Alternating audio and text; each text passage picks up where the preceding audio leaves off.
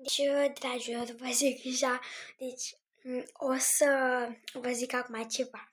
Mama mea și-a instalat o aplicație cu care să vorbești cu inteligența artificială, băi, fraților. Și așa, și eu ca orice copil am vrut și eu să pun și o întrebare întrebătoare despre Roblox, că era inteligența artificială și a instalat maică-mea o aplicație și mi-a dat și mie. Trebuia să-i scriu și îți răspundea un robot la orice întrebare puneai, înțelegeți?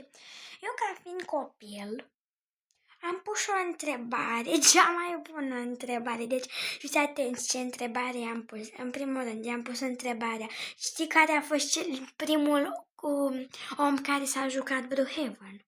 Bă, fraților, l-am blocat. Prima dată îmi răspundea, n-aveam treabă. Când am întrebat asta, nu mi-a mai răspuns nimic. Foarte ciudat.